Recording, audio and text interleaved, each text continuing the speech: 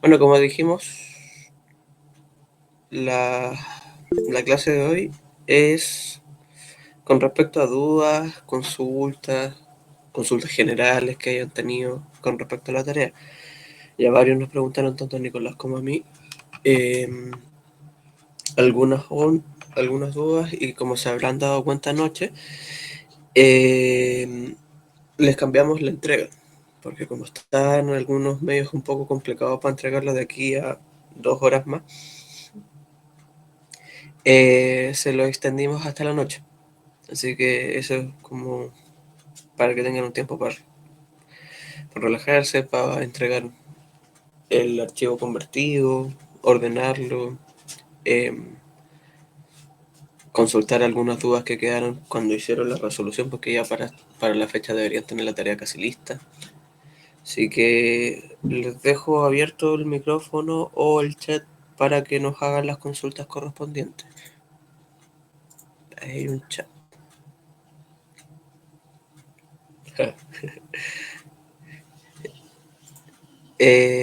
Asegúrense, aprovechen, pueden confirmar algunas cosas ahora y después de las consultas, si es que aquí en unos 10 minutos no preguntan nada, les entregamos una información general con respecto a algunas notitas y qué es lo que nos falta.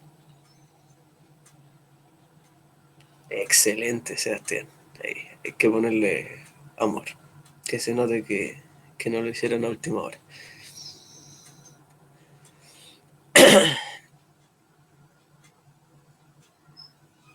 Mira, Diego, nosotros, por ejemplo, en el ejercicio 2 no les dimos el valor de la UEF, así que no hay un resultado único, porque depende del valor que hayan usado el de la UEF. Ya de por sí, durante 5 días, y de hecho esto se los voy a mostrar, pero por mientras voy a rellenar.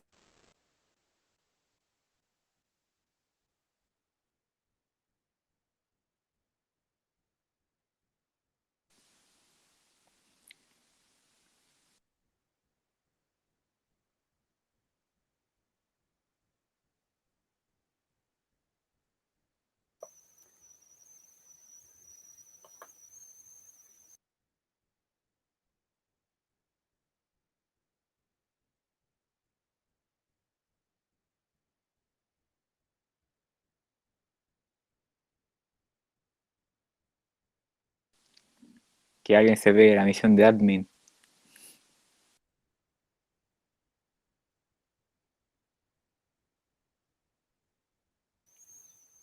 Profe, Está muteado, Jaime.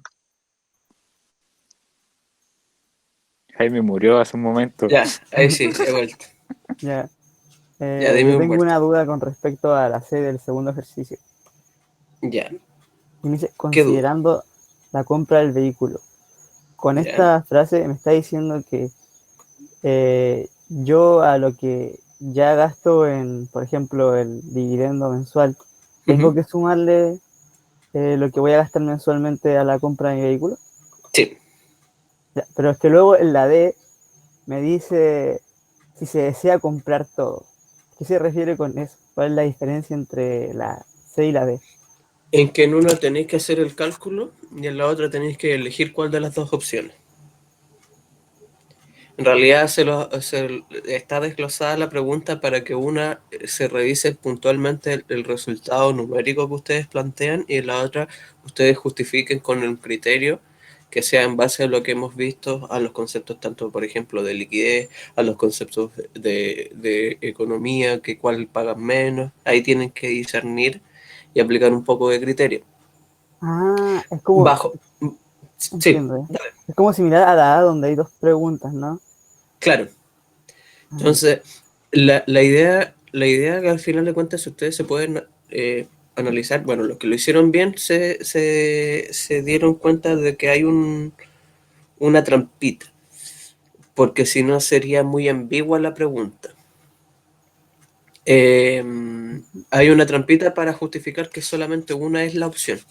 Si lo hicieron mal y les da unos resultados en específico, Se van a dar cuenta que la toma de la decisión de las opciones es mucho más difícil y por lo tanto es más criteriosa.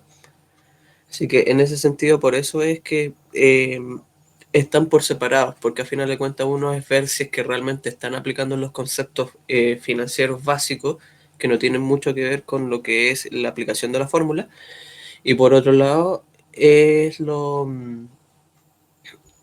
la aplicación numérica, que al final de cuentas es lo que también tienen que aprender a hacer. Ya, ahora espera, voy a compartirles la pantalla un rato. Yo tengo Dime. una duda con respecto al trabajo final. Ya, dale. Lo que pasa es que hay que hacer un diagrama de flujo, ¿no? Sí. Y nosotros, en nuestro proyecto, ¿Ya? ¿De qué es? necesitamos el aceite de oliva. Ah, ya. Entonces hay una zona que es de limpieza y se ocupan lavadoras, despalvilladoras. Y ¿Ya? quería saber cómo hacer eso en el inicio, o sea, qué elementos ocupo. Mira, espérate, déjame abrir un vicio y te puedo decir el tiro. Vicio. En general, cuando no tenéis un equipo, podéis ocupar las lavadoras, que es lo que son. O sea, mira, va a sonar súper trillado, pero podéis ocupar el autoclave o cualquier equipo que se vea que haya una agitación interna. Porque al final de cuentas lo que hacen es pegarle una agitada al interior, donde tú le puedes echar líquido, puede ser abierto, puede ser cerrado. En el caso de que si fuera cerrado, ocupáis el autoclave. En el caso de que fuera abierto, ocupáis un agitador con un estanque abierto. Pero es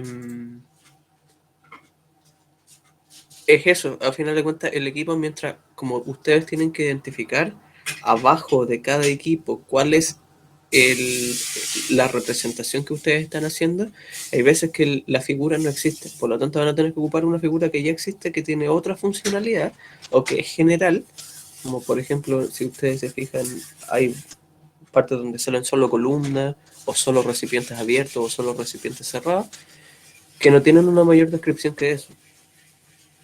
Y hay figuras que se pueden incluso personalizar, pero eso ya como para ustedes quizás sea un poquito más complicado. La cosa es que pónganle el nombre a lo que encuentren que más se pueda parecer y úsenlo como tal. Y tengo otra más. En la primera, cuando dice que hay que mencionar los paso a paso, ¿Ya? hay que colocar, por ejemplo, en nuestro caso se ocupa el microtalco. Hay que colocar cuánto se ocupa, Sí, todo eso. ¿Sí? sí, mira, a ver, hay procesos que estaban descritos ahí que no se rigen por una ecuación química para poder hacer el mecanismo de producción. Hay procesos que son mezclas y que como son mezclas no existen recetas únicas. Por ejemplo, por decir algo, que es lo que me han preguntado, lo de las margarinas, la margarina Carlos no es lo mismo que la margarina Bonela o la Sureña o la... Bueno, no me acuerdo cuál es la otra marca. Tienen sabores distintos, por lo tanto tienen una composición química distinta. Pero existe una idea general. En el caso del aceite de oliva lo mismo. No es lo mismo un aceite de oliva extra virgen que un aceite de oliva virgen, que un aceite de oliva extra extra virgen, a... pucha, se me olvidó el nombre, ¿cómo se llama? El que ni siquiera es virgen, que es como el último prensado. Hay una variación en la calidad, en la composición y en el método de extracción. Por lo tanto, una cosa es identificar, en el caso de usted, el método de extracción y otra es identificar cómo es la forma de prepararlo, porque al final de cuentas tienen que hacer un balanceo de masa.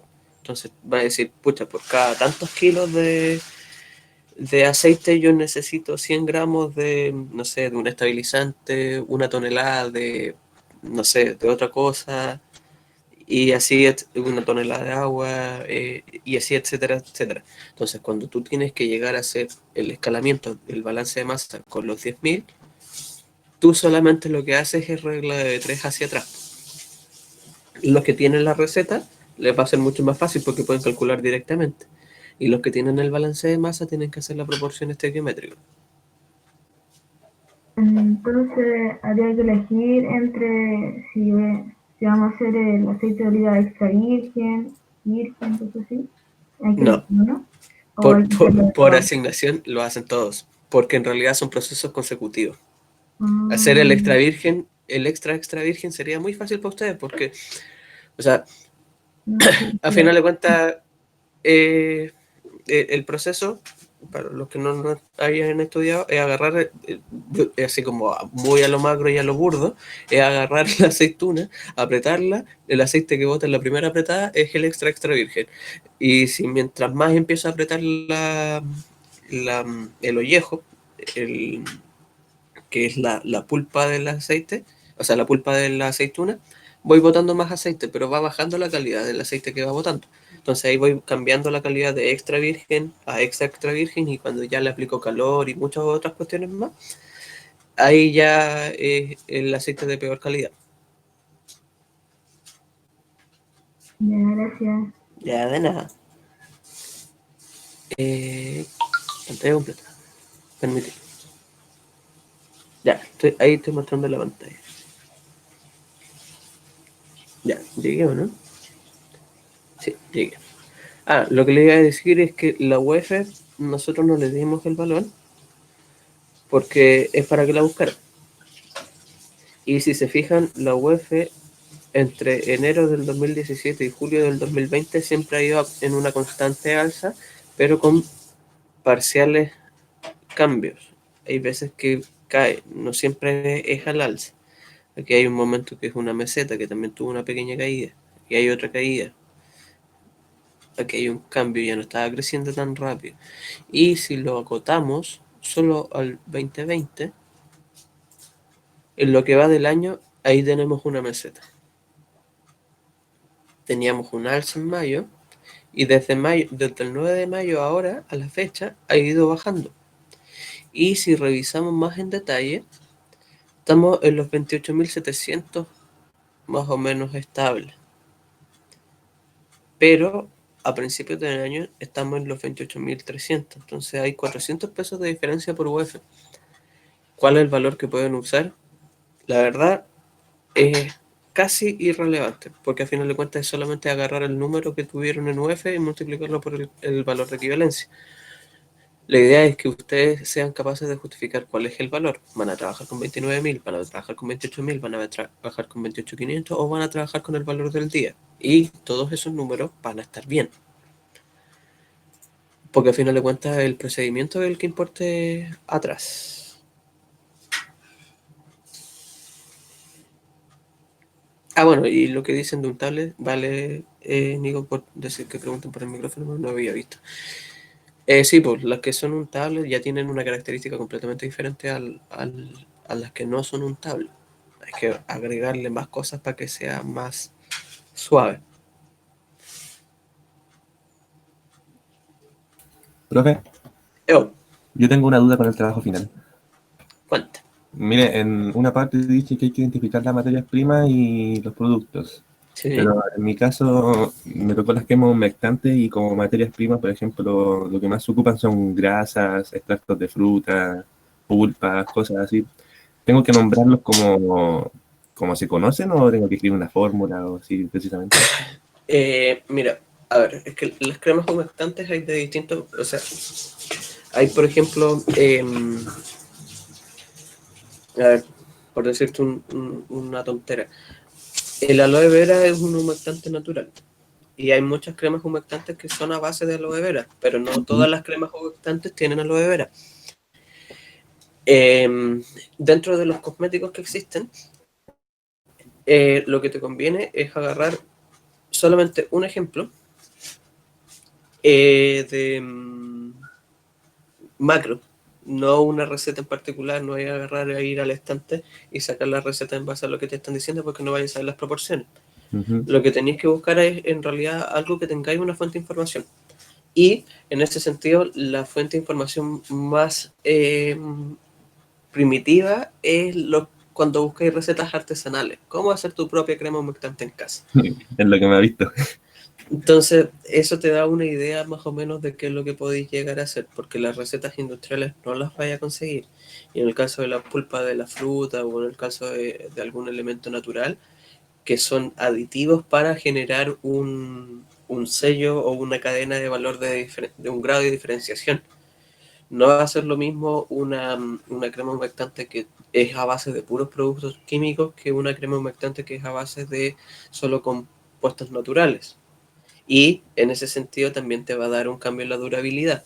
Ahora, eso tiene que ir explicado en alguna parte del proceso. Sí, sí, todo eso lo tengo considerado. Ahora, en lo particular, para lo que es balance de masa, elige una receta que es la que más que te acomode en función de los datos que encontraste. Porque nunca vas a encontrar una marca en la composición al callo de Neutrogena o de Eucerin, que ya son marcas un poco más grandes y tecnificadas. De hecho, son las que recomiendan los dermatólogos. Pero eso. Ya, gracias. Pero entonces tengo que nombrarlo así como... Puntuales. Sí, puntuales, ya. Gracias. O sea, mira, dentro del... Incluso pégate una revisada a las cremas que hayan en tu casa. Y los compañeros también. Porque hay compuestos químicos que se repiten. O sea, siempre van a tener muy probablemente carboximetilcelulosa, van a tener benzoato de sodio y... espérate, ¿qué más pueden tener? Un propilenglicol como un tensoactivo y... Al final de cuentas necesitan un agente tensoactivo que va a ser el emulsionante, el agua, el aceite esencial y, y algo como vitamina D o algún fortificante, como general.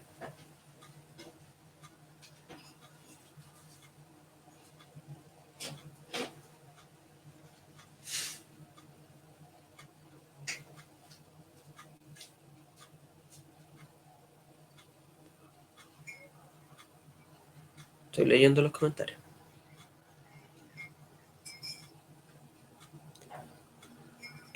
Lo de Joaquín, sí, efectivamente, si te alcanza, está malo.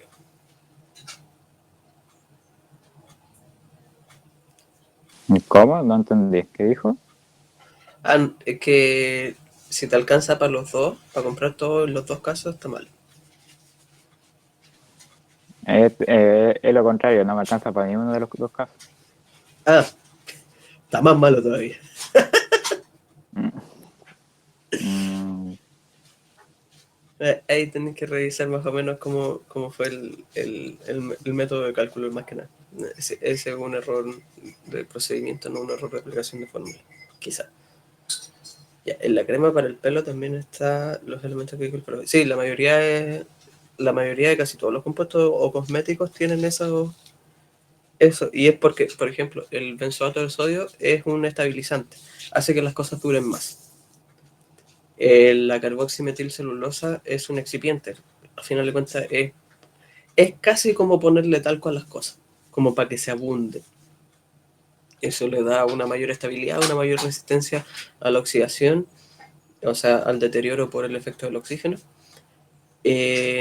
Porque en el caso de que los productos cosméticos o los alimentos, si ustedes cortan una manzana y la dejan al aire y se les pone café, es porque son como los mecanismos que tienen para protegerse. Y si se fijan o lo dejan un rato, si a la manzana le quitan la capa café que se pone encima, sigue verde o amarilla por dentro. Entonces, esos son como...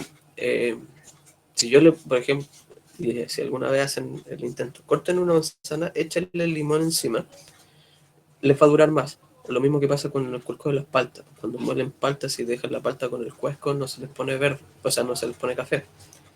¿Por qué? Porque el cuesco entrega ciertos compuestos químicos que hacen que tenga mayor cantidad de antioxidantes. Y el propilenglicol es fácil, porque todo lo que sea como para sacar grasas se ocupa un tensoactivo, y los tensoactivos lo que hacen es que el agua moje más. Si ustedes se ponen la mano debajo del agua y ven, se les van a hacer como unos surcos y no se les moja la mano completa, se les moja como ciertas partes. En cambio, cuando usan jabón con el agua, se les moja toda la superficie y les queda como el agua retenida encima. Eso es porque cambia la tensión superficial del agua y es ahora capaz de propagarse por toda la superficie.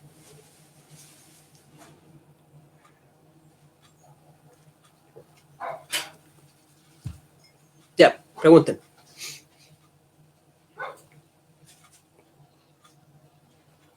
Si no, me voy a quedar dormido y no me levanté por las puras. Yo creo que ya es momento de tips. Ah, ya. A ver. Voy a abrir la guía. Sobre todo el ejercicio 2 que varios preguntan. Sí, pues. Preguntan en la noche por internet, no preguntan ahora. Son re poco paleteos. Ya. A ver, el ejercicio 2. A ver.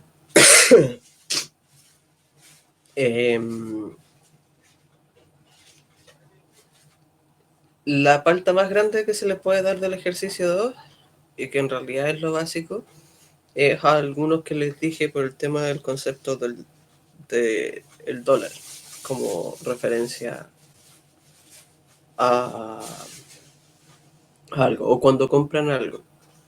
Si ustedes compran,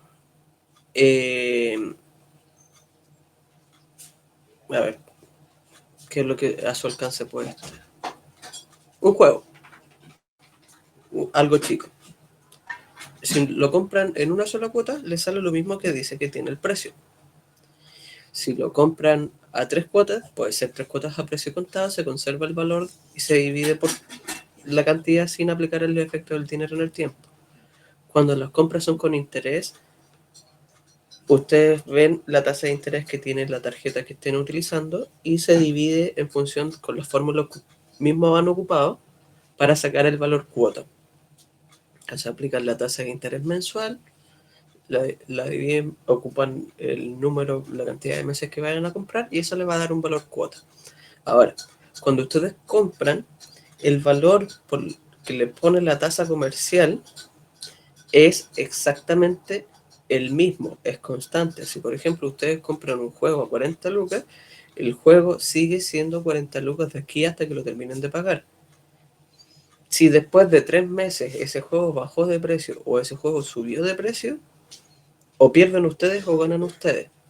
Pero eso tiene que ver, claro, como con lo que dice Jorge, es especulación. Muchos hacen que cuando el juego está recién lanzado, claro, pues sale entre 40 y 50, bueno, ahora están saliendo 50 lucas por el precio del dólar, pero pasan 3 meses y si el juego no se vendió, bajó a 30, y después a los 6 meses de que el juego está lanzado, está a 20 lucas. Entonces muchos prefieren esperar a que el juego baje, pero hay veces que el juego no baja y pasa todo el año a 40 lucas. Entonces, eso es una idea. ¿Y por qué les digo esto? Porque en el caso de la casa, el valor de la casa y cómo se va a comportar con respecto al tiempo es independiente de lo que yo le tengo que pagar al banco o a la entidad que me preste el dinero para pagarlo. Si yo compré la casa por 3.000 UF, para el banco yo solamente le estoy pagando 3.000 UF. Ahora, ¿qué es lo que viene influenciado adentro? Es que ustedes ya saben que existe un efecto del dinero en el tiempo, y si se pudieron haber dado cuenta con los ejercicios, por ejemplo, cuando le hacíamos el ejemplo del caso de los 1.000 pesos y a 10 años se necesitan 1.100 pesos para que los 1.000 de ahora valgan los mismos, que tengan una equivalencia a los 1.000 en 10 años después. ¿Qué es lo que significa eso? Que existe una diferencia de 100 pesos a la pérdida del valor por 10 años en el caso hipotético que trabajamos. Entonces, si ¿cómo se llama esto? Si el banco no me cobra interés, el banco pierde. Y no hay negocio si es que no cobran interés. Entonces, tampoco son como tasas tan usureras. Por eso, cuando ustedes calculan el valor cuota, lo calculan con el valor del interés.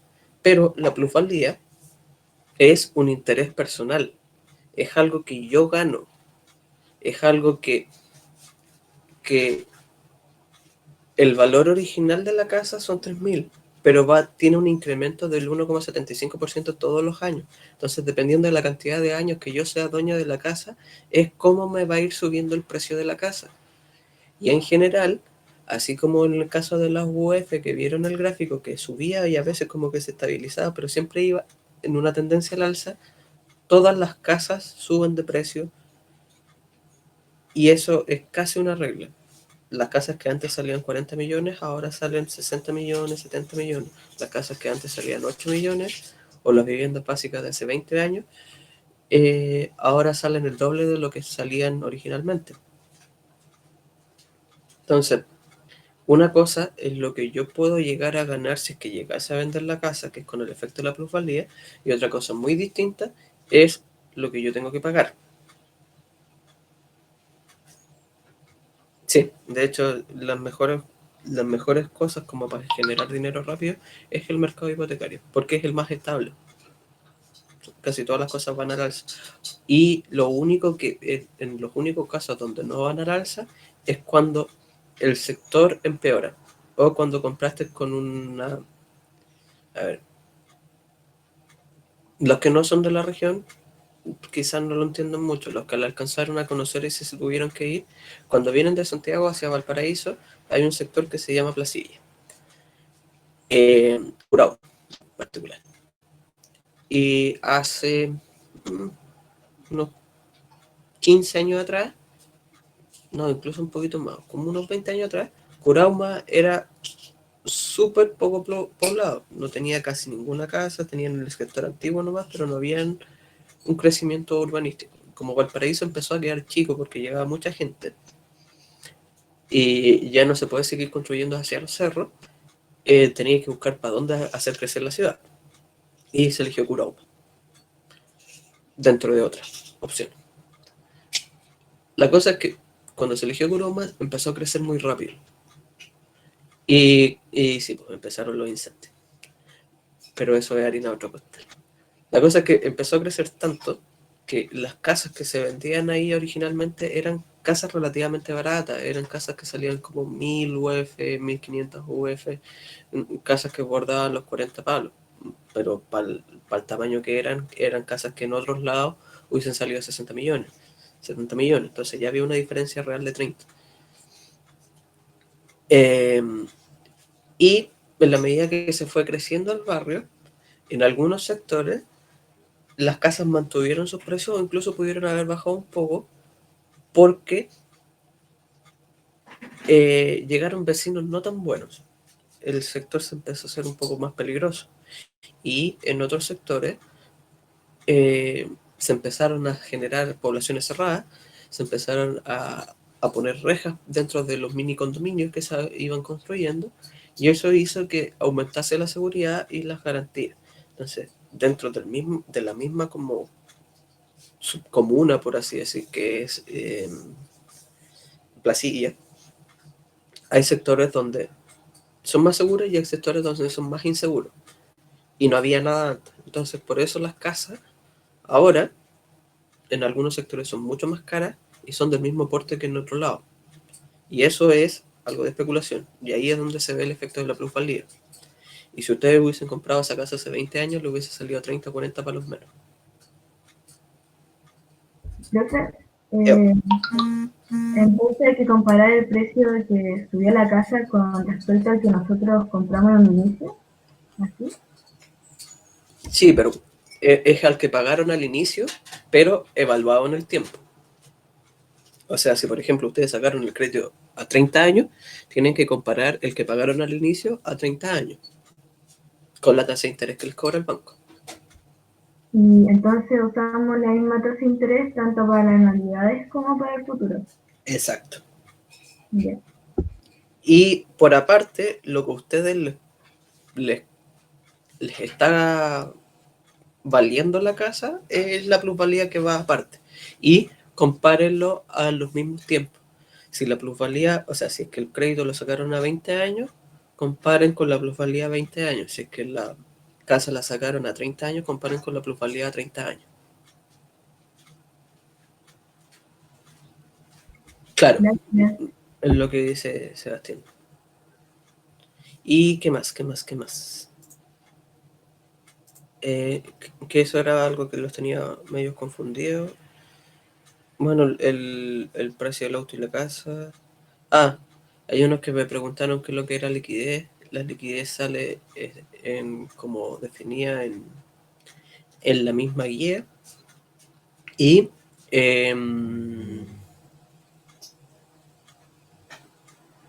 lo que se entiende por liquidez es, al final de cuentas, la plata que les queda en el bolsillo. O sea, por así decirlo, es como la utilidad.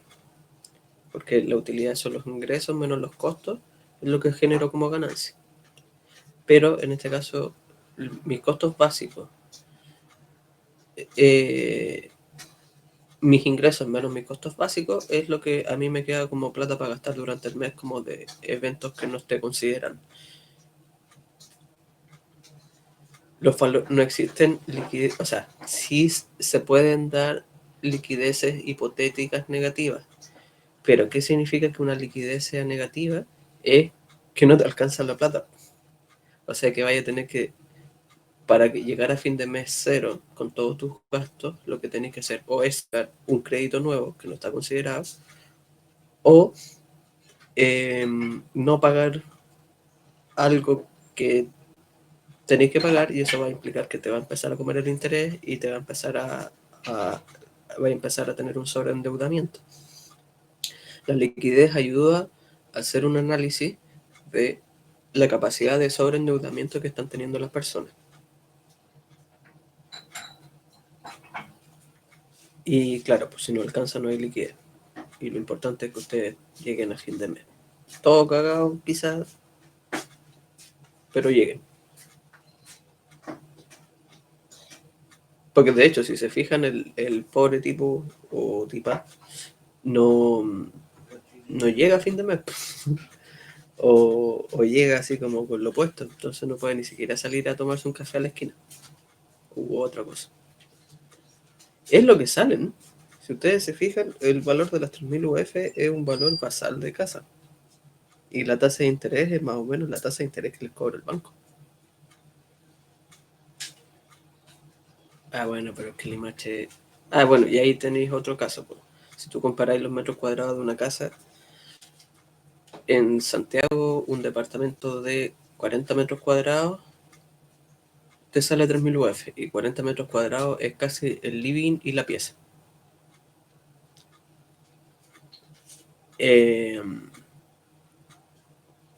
Y así como que metí el baño y la cocina un poco escondido entre medio de esas dos cosas. Ahora, una casa de 100 metros cuadrados en Limache o en el sur, no sé, pongámosle,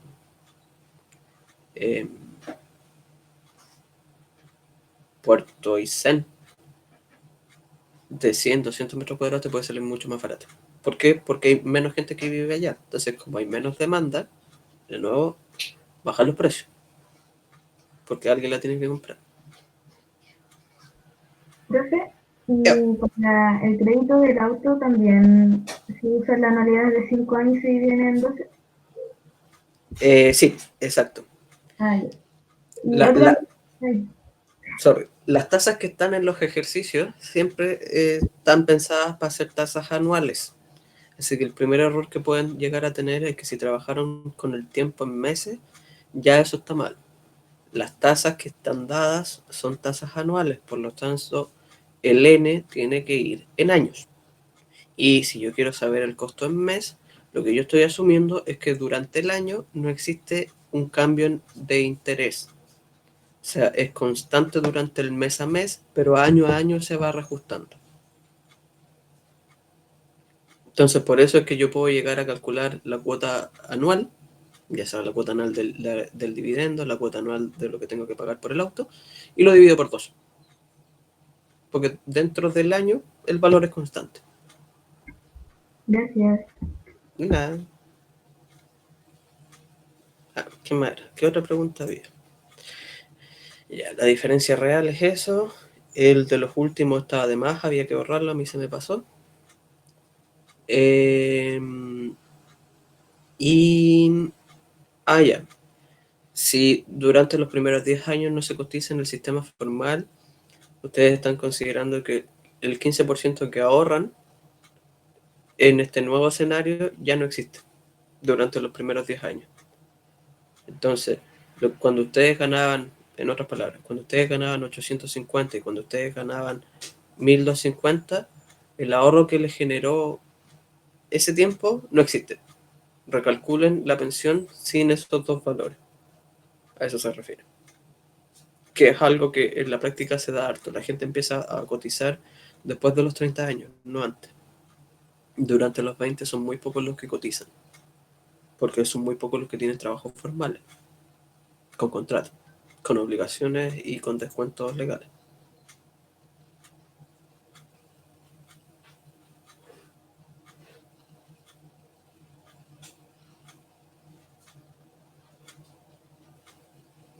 Ya, ¿qué más? Sí, no importa que no hayan puesto una gráfica, porque si no saben cómo, en realidad no se los explicamos cómo hacer figuras. Hay cabros que pudieron, en todo caso. Si no, tutorial de YouTube o le preguntan a Google. Algo así. Un sueldo es algo así como una anualidad. Para que se vea más bonito, ¿por qué no? Sí, una cosa de presentación, ahí uno ve cómo van haciendo la interpretación ustedes del gasto. En general, todos los ejercicios de matemática financiera se hacen representaciones gráficas para ver cómo se comporta el año a año, ya sea tanto con ingresos y egresos justos o solamente utilidades. Porque al principio, los primeros años, si ustedes piensan como empresa, los primeros años siempre van a ser utilidades negativas. Van a gastar más en inversión y en costos de operación que lo que les va a generar en ingresos. Las ventas son lentas los primeros años. Entonces tienen que ser capaces de sobrevivir. Así como a nivel de negocio, los primeros 3 años, si es que lo sobreviven, pueden aguantar un poco más. Y la vida media de los emprendimientos son como 5 años. Y la razón por la que se terminan cayendo en Chile, por lo menos, no es porque no tengan ventas, no es porque se lo coman los costos de operación, es porque la gente no sabe matemáticas financieras y no sabe pagar impuestos y al final los servicios de impuestos internos los tiene que cerrar. Sí, son todos anuales.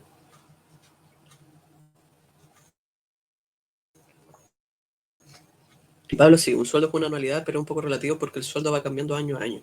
O sea, no año a año. Dependiendo de cómo tú negocies tu sueldo, siempre tenéis opción. Y lo que nosotros no consideramos en el ejercicio es que, por ejemplo, en septiembre y en diciembre, uno tiene bonos, que son los aguinaldos. Aguinaldo por fiestas padres y aguinaldo por Navidad y Año Nuevo. Y en algunas empresas les dan como un aguinaldo por vacaciones. Pero eso hace que el sueldo no sea constante durante el año y año a año lo ideal es que vaya creciendo siempre, por lo menos que se ajuste al IPC para que valga lo mismo. Y el IPC es más o menos lo mismo que decir lo de la inflación.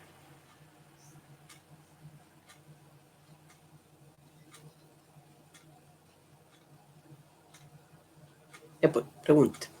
Si no, los vamos a retar ahora. Bueno, eso no tiene nada que ver con lo que estamos viendo. ¿Qué más les puedo decir de matemática financiera? Bueno, el ejercicio 1 es igual al guía, así que si no lo tienen bueno, es como para reventarse a cabezazo.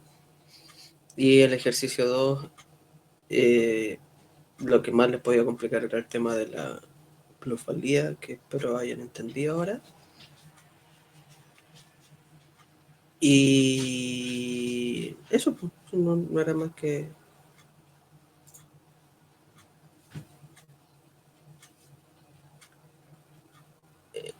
No, pues no hay, o sea, de hecho, cuando te preguntan cuáles son los gastos que uno va a terminar gastando o cómo vive el mes a mes el sujeto, se puede transformar a mensuales. De hecho, la idea es transformarlo a mensual. Ahora, si tú hiciste el cálculo de la fórmula de un cálculo anual a un cálculo mensual, ahí está mal. Ahora, si tú primero calculaste todos los ejercicios de forma anual y eso después lo dividiste por 12 para dar el resultado mensual, eso está bueno.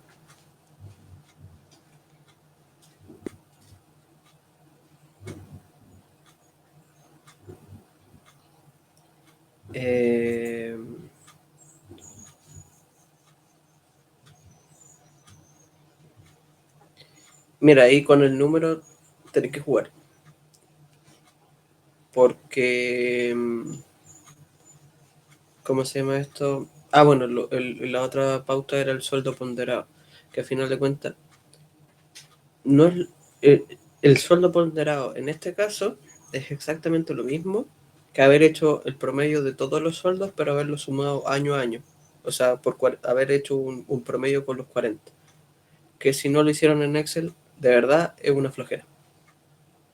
Pero al final de cuentas lo que hacen es agarrar el sueldo por la cantidad de años que se repite. O sea, si por ejemplo en el ejercicio 1 dice que tienen un ingreso de 850 por los primeros 5 años, es agarrar los 850 y multiplicarlos por 5.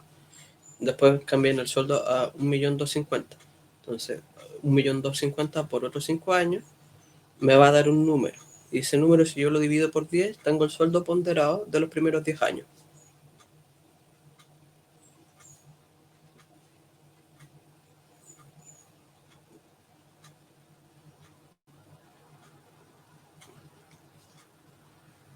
¿Y qué más? Ah, Jorge, lo del el número que te da, depende. O sea, si te está dando negativo, puede ser. Si te está dando positivo, puede ser. Si te da positivo y muy grande, si lo veis desde una perspectiva de liquidez, es la raja. Si te da muy bajito, pero te alcanza, está bueno. El martes, que es más que nada orientado a lo que es preguntas de los trabajos finales. Y en realidad refiero, ¿cómo se llama esto? Es referido a el feedback que ustedes, cómo sintieron, se aprendieron, dentro de esta dinámica remota, qué cosas se pudieron, los acomodó más, qué cosas les acomodó menos, más una instancia de conversación que otra cosa. Y me refiero a uno como se ah, ya. Ya, ¿y qué tiene? O sea, claro, pues, por ejemplo, si tú comparas en el caso a 20 años, te va a dar que la casa vale menos. ¿Cómo? La calculadora tiene una cifra de hasta 18. Después te lo transforma en notación científica. Así que puede que haya ahí un error metido en los dedos. O cuando lo podía notar de una forma más fácil. Y si no te funciona, puedes ocupar la calculadora del computador o Excel.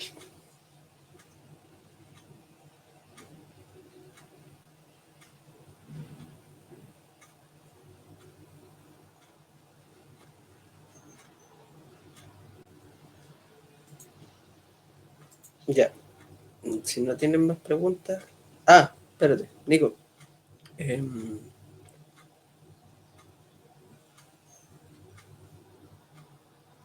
Calma, te lo digo por interno.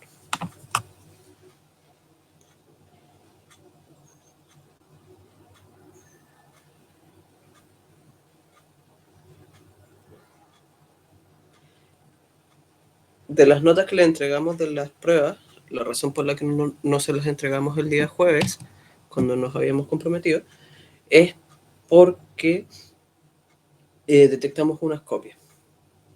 Y cuando empezamos a ver que en unos ejercicios eran más notorios que en otros, después empezamos a ver que había más copias.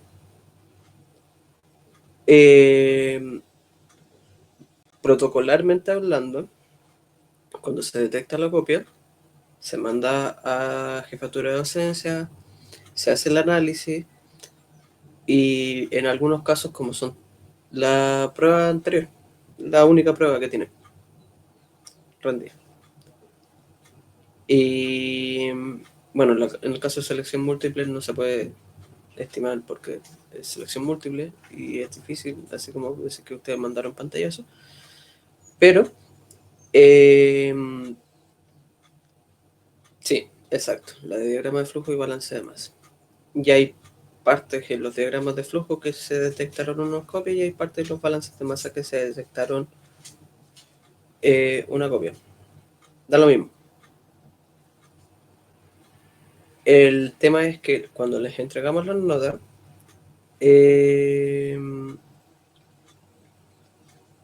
se las entregamos con las notas correspondían sin haberles hecho el castigo, porque la copia transforma la nota directamente en un y en un acuso que al final de cuentas les queda en la hoja de vida en caso de que sigan copiando. Les vamos a mandar un mensaje por interno a los que copiaron y el día martes vamos a conversar puntualmente por el caso. Nosotros hemos sido lo más laxo posible dentro del contexto y la idea es que al final de cuentas ustedes aprendan. Si al final de cuentas, como le hemos dicho tanto Nicolás y yo, la carrera es de ustedes. Si ustedes se dedican a copiar para pasar la carrera, es problema de ustedes. Si los pillan, es problema de nosotros. Y si llegan a salir y no aprenden nada, es problema de ustedes, no es problema de nosotros. Entonces, no hubiesen preguntado todas las cuestiones que quisieran. Hay veces que a nosotros nos preguntan hasta tarde, nos preguntan los fines de semana, los días libres. Igual respondemos, por lo menos yo respondo. Así que la voluntad está, pero no hagan eso. Es muy mal, más aún ahora que estamos en una circunstancia bastante particular. Pueden compartir, al final de cuentas yo sé que casi toda la tarea la hicieron en común, pero una cosa es hacerla en común, compartirse algunas dudas, y otra cosa muy distinta es llegar y copiar lo que mismo escriben. O sea, si ocupan el mismo texto, ocupan la misma, copiar control C, control V, es un poco grosero, por lo menos entreguen esa parte. Y no son pocos los que están copiados. Así que mal por ustedes. Y bien por los que no copiaron. Así que eso lo conversamos el martes. Bueno, tienen hasta ahora. Y me dijeron que querían, bueno, una persona nomás me dijo que estaban pensando en pedir extensión de plazo para el trabajo final. Y el problema que tenemos es que el semestre se cierra el 14, que es lunes. Y le estamos diciendo que no, el semestre se cierra el 1 de agosto con los exámenes. Los primeros, el periodo lectivo se deben tener, o sea, lo que corresponde a sus pruebas normales es hasta el 14. Y entre el 14 y el 1 es para que tomen los exámenes, a los que les va mal. Entonces, la idea es no retrasar tanto y no tenemos tanto margen porque nosotros vamos a estar revisando todos los informes al ¿cómo se llama esto? Al 14 para tener los datos cerrados. Y ahí que ustedes tengan los promedios para ver si que pasan a examen o no. Si tienen prueba el 15 es un poco raro, porque está fuera de plazo. A no ser que sea prueba recuperativa.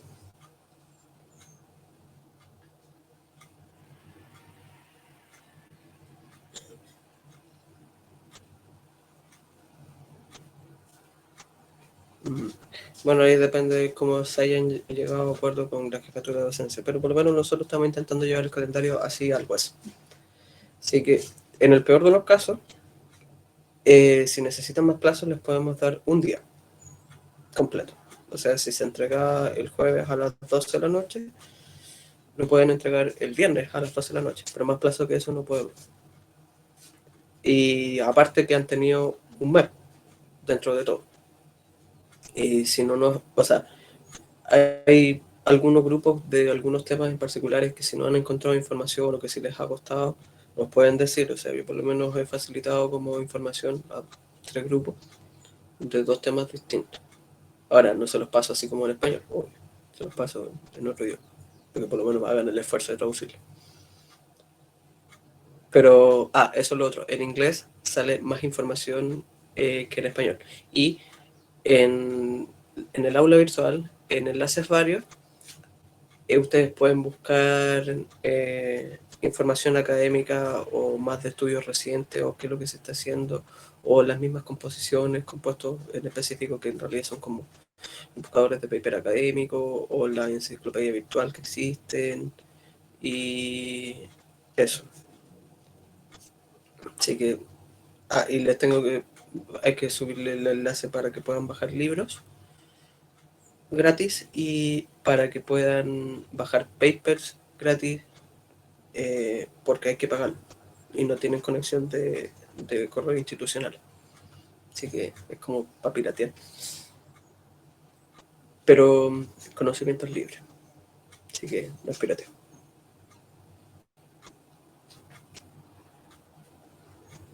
Pero eso es con respecto al trabajo, con respecto a los que están copiados. Bueno, algunos, cuando revisamos las pruebas, algunos ya se dieron por enterado que ya lo habíamos pillado. Y desorden para ustedes. ¿Y qué más? Nico, ¿se me queda algo? Formación del cuestionario y la última clase. Verdad. Espérate, el cuestionario de hoy día, ¿no? Hoy día a las 12. Desde las 12 hasta las 6 de la tarde tienen para responder el último cuestionario. Son con respecto a los últimos 2 videos y lo que es de matemática financiera. Y la última clase es el día martes, hasta las 6 de la tarde, 18:00. Así que tienen 6 horas, bueno, un poquito más de 6 horas para responderlo. Y es eso, con los últimos 2 videos. Y, ¿cómo se llama esto? Bueno, si tienen alguna duda o consultas con respecto a los contenidos que vieron con los videos del profesor Parker, les vamos a entregar una lista con el resumen de todas sus consultas. Camilo les subió al aula el enlace para que lo puedan rellenar y puedan tener una conversación. Él se va a dedicar después a mandarle un correo con respuesta en base a sus preguntas para que tengan comunicación y participación con él, si es que les interesa, o preguntarle cosas más allá de la ciencia, cómo fue su experiencia, o tener otra perspectiva, pues otra perspectiva un poco más actual. La de él es más a lo largo de su carrera, que es lo que le tocó vivir a él. Eso, de 12 a 18 cuestionarios, y Camilo le subió al aula virtual un enlace en Drive si es que quieren hacer consultas para los videos de Parker en general, del profesor Parker. Está en el foro de aviso y novedades. Ahí, y aparte a ustedes les debió haber llegado un correo. Así que es ¿cómo se llama esto? Es un documento que al final de cuentas se les pide que se identifiquen para que se los pueda tratar con el nombre y saber quién preguntó y quién no, y después mandarles un correo de vuelta, si no, cómo les vamos a responder. Y con consultas en general. Así que los invito a que participen y rellenen ese cuestionario. Y lo de la última clase es correcciones, consultas con respecto al trabajo final y un análisis del curso. Así que los que tengan interés como en opinar, en participar, bienvenidos sean, se agradece. Y para ver cómo les fue con la dinámica y tener una instancia más de relajo en ese sentido, que sería el próximo martes. Y ahí nos despediríamos y no nos vemos más las caras. Bueno, ustedes no nos ven más las caras a nosotros.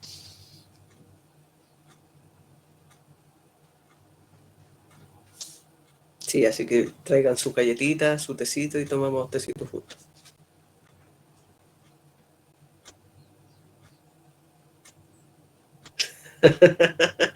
Ya se lo dejamos fiesta Navidad para hacer la repita. Pero cosas que pasan, ¿no? El fútbol no es parejo. Bueno, sí. Pero son las 9 de la mañana. Bueno, las 9 de la mañana para algunos puede ser muy temprano, para otros puede ser muy tarde. Así que nunca es tarde, dicen por ahí. Ya pues, pero eso. Ya no preguntaron, así que no pregunten cuestiones. El archivo se sube en PDF. Les va a tirar error si no lo suben en doc. O sea, si lo suben en doc. Así que guarden el PDF. Y compaginen bien y que se vea claro. Así que vayan a terminar la tarea y hagan el trabajo. Y consultas, pregunten por interno. Y dependiendo del tipo de consultas, si necesitan consulta inmediata o que sean consultas como de respuesta larga, pueden preguntar por interno de forma más informal porque así se les puede mandar audio y a mí en un caso personal un poco más cómodo. No abusen de ello. Eso. Chaito.